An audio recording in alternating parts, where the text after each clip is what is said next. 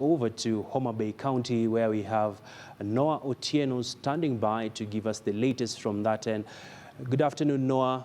What has so far transpired since morning in regard to the voting exercise? Abby, good afternoon. An interesting development here at the Homa Bay County, one of the polling centers in Homa Bay town. This is Siaya Primary School. And since morning, I have, apology for that, since morning I have been reporting that the process started late at 11 and it was moving on smoothly, peacefully, though slowly. I have been speaking to the people coming from inside the polling station, inside the room where they're doing the balloting, and some interesting sentiments have come out. You know, Homa Bay County is a fairly large county with at least as of 2013, the total number of registered voters here was 326,000. Now, those people who are in that 2013 voter register, at least when the process started, they came and they could vote. Now, there are those who believed they were in the voting register because they participated in the phase 2 of the mass voter registration exercise, which was just concluded in the middle of February. So when they came, they expected that their names would be in the voter register, but the voter register that was being used as at that moment was the one that was available and completed as at 2013 general election.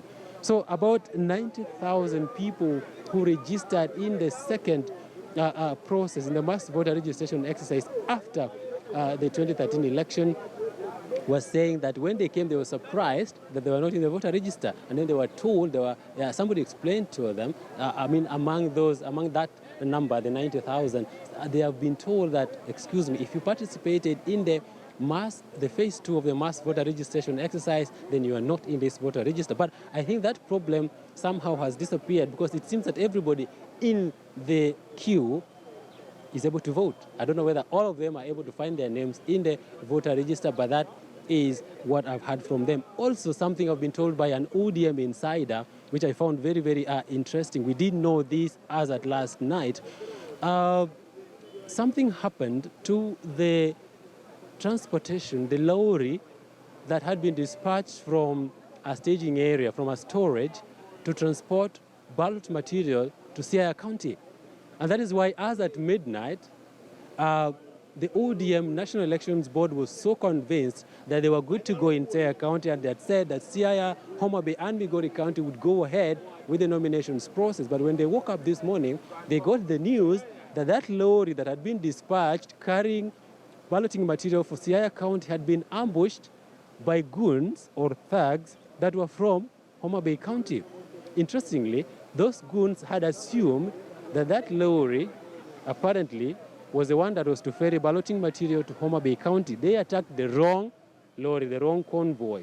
So when they discovered that the ballot material in that lorry was headed to Siaya County, they abandoned the lorry. So the National Elections Board, according to my source inside ODM, was actually surprised. And that is why Siaya County had to be called off, because the material could not get there on time. And this source, this ODM insider, is telling me that the apparent chaos, the apparent mishaps, and the delays in the ODM primaries are actually a product of aspirants trying to sabotage the ODM process. They're saying the National Elections Board is doing its part, the voters are doing their part, the agents are ready, but some aspirants are actually out to sabotage the process in some regions. That surprised me. But here at the Siaya Primary School right now, voting is underway. You can see the queue is very, very long. It's been like this since 6 a.m., although the voting proper started at 11, Abby.